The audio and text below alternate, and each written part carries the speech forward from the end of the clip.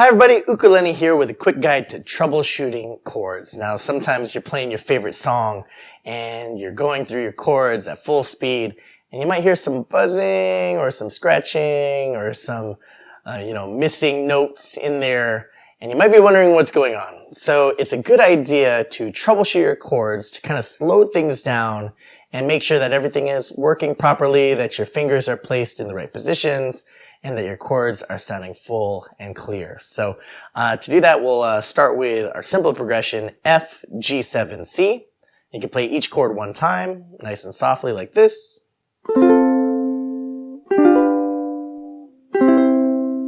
And sometimes it is just a good idea to kind of play at a medium volume, to not strum too loud, and to play each chord just one time to make sure that it rings, that you hear a long chord, G7. I hear it fading out like that, and C. Because sometimes you might even be touching, a string, or you might be letting go of the pressure, and you might be hearing it stop a little bit early. And by squeezing down and keeping that squeeze in, you'll hear the full chord, and that alone might help you play the chords a little bit better. Now to take it a step further, you can actually take each chord and pluck each string one at a time. So I'm going to take my thumb, I'm going to take the F chord, and I'm going to play each note one at a time. And again, you should play it at kind of a soft or medium volume because really, you should be able to play each chord, no matter how soft or loud. It should sound nice and full, and the notes should last fairly long as your left hand is squeezing a good amount. And then you can go to your G7 and try the same thing, one string at a time. And then you can finish with C, one string at a time. Alright, and if all of your chords sound smooth like that, then you're on your way. You should be able to play the chords and play the song fairly easily. However, there are some things that might trip you up along the way. Starting with the F chord, we have two fingers down, and each of these fingers can be looked at a little bit closer. So take that middle finger and put it on the top string, 2nd fret. Now what you might notice is that this middle finger is close to the C string, and sometimes you might hear a little buzz like this. Might hear that second note kind of be muffled like that. And what that means is that your middle finger is touching the C string. Maybe your middle finger is kind of caving in. It's kind of got a piece of that C string. So one thing you can do to help is to make that middle finger tall. I call it, standing on the tippy toe of your finger. Make that middle finger really tall, but still make sure that your knuckle is bent while you're doing this chord. So you still want to have a good bend knuckle. It's kind of like having it's like a tiptoe. If this was your leg, you'd be on the tiptoe right there, and that's how you're going to place it on that 2nd fret. So without even doing the index finger for the C chord, you can just put your middle finger and then again play one string at a time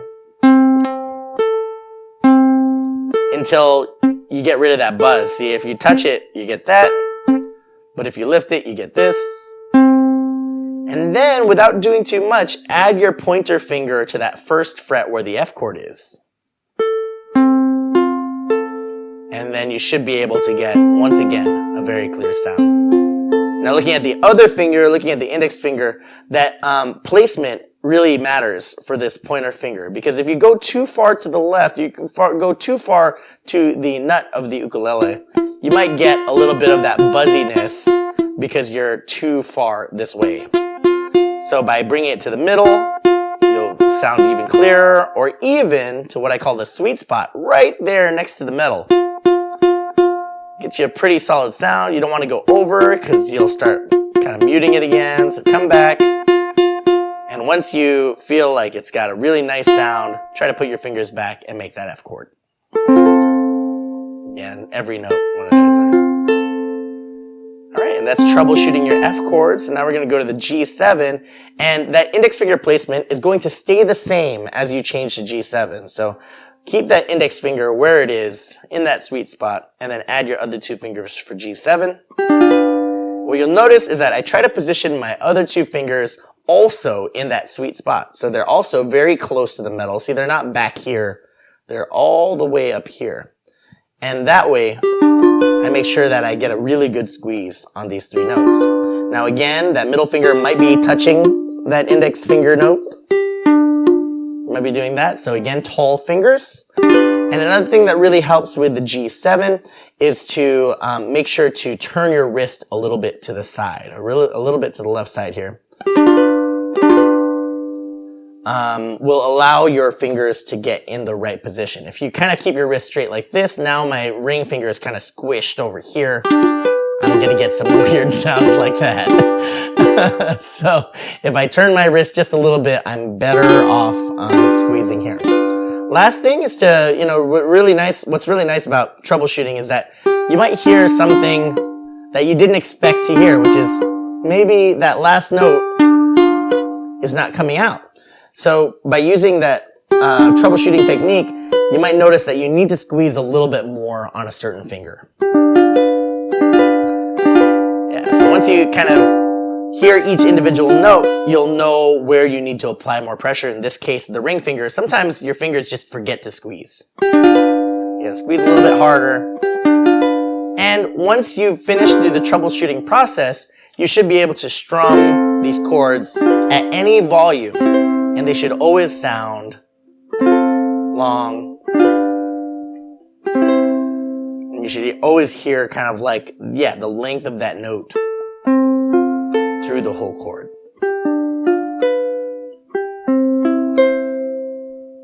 All right, and just some other chords that you might want to troubleshoot.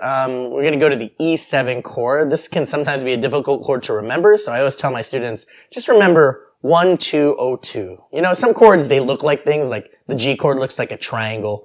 The E7 chord doesn't really look like much of anything, so I just call it the 1, 2, 0, 2 chord. First fret on the top string, middle finger on the second fret, 2. So 1, 2, and then open, and then 2. That's the E7 chord. And again, when you're holding this chord down, you can try each individual note and check for your placement. The index finger, much like the F chord, has to be, somewhat close to that metal, not down here, but closer here. And then the other 2 fingers are exactly the same way that they are for G7. So in fact, it really helps for this chord to change from G7, which is the index finger on the E string right here, and then just jump it up to the top. And I always like drawing that conclusion because I think a lot of folks, when they're trying the E7, they don't have context for how to hold that chord, but if you've done a lot of G7, then E7 is just kind of one step away. And finally, we're also going to troubleshoot the B7 chord. And I want to bring up the B7 chord because it's actually a bar chord. And a bar chord is a big point of contention, especially for beginner ukulele players. We tend to stay away from bar chords. So a bar chord is what happens when you kind of span the width of the ukulele. So I'm taking my index finger and I'm putting it all the way across the ukulele like this. Now this is a move that you're going to want to try, especially if you haven't done bar chords before, just to try to take that index finger and just keep it straight and go all the way across the ukulele, see if you can make a sound. And in fact, you can add multiple fingers on this to start. So I can add my middle finger to the same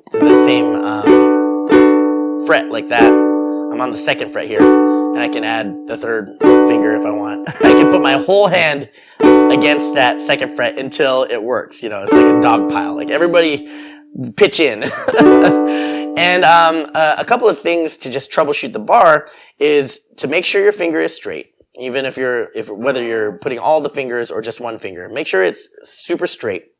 Make sure that you're not getting caught in the grooves of your fingers. Like we have the grooves in our fingers right here, and if any of the strings get caught in a groove, then you're not going to be able to squeeze it as hard. So you might want to position your index finger up or down to get a better hold on each string. And another tip is to again, I'll say this a bunch of times, be close to the metal because your squeezing power is stronger there. And lastly, it helps to turn it to the side. So, one side or the other side. you can kind of turn so that you use the bony part of your finger in order to squeeze. To get that kind of solid part of your finger on the sweet spot, you should be able to get a good sound. So when you're practicing the bar or any sort of bar chord, maybe you're learning B flat and you're trying to do bar chords, I suggest taking your index finger and going all the way down the ukulele until it sounds good. And one thing that's nice about that is that these first frets are pretty hard to squeeze. When you get up to the middle of the ukulele, it's actually a little bit easier. It's nice to have that positive feedback while you are practicing. So now B7, we're going to take that index finger and put it all the way across.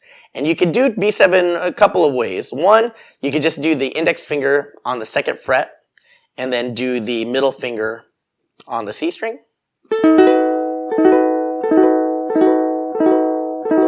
And again, if that works out for you,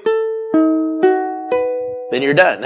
But if you're getting buzzing or you're getting something else, then you have to kind of reposition and try again, see if you can get a better hold on it. And the other way to do it is to use 2 fingers to bar and use the ring finger for the C string. So I'll show that again. There we go. So I'm going to put my 2 fingers down here, and I'm going to put my ring finger here. And again, trying 1 string at a time to see if I can get a good sound of it. Yeah, and then you shake it out and you do it all again. So, you know, with the B7, sometimes you'll get some of these clicks because you're not squeezing down the length of my index finger. And so you're going to have to practice that bar move. Make sure you can get a good sound out of a bar, adding 1 finger.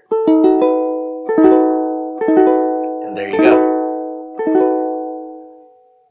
All right, so I hope you learned a little something here, troubleshooting the chords. Remember to do 1 string at a time. You can also do a 1 strum and try to listen to see if the notes ring out. And if they stop ringing, that means you're not holding that squeeze enough. And it always helps when you're trying all these transitions to just kind of repeat each transition and kind of loosen up your hands, like squeeze and relax, so that you can kind of reposition your hands and get the best part of your fingering technique in there. All right, so hope you enjoyed this video, and we'll see you next time. Yukon.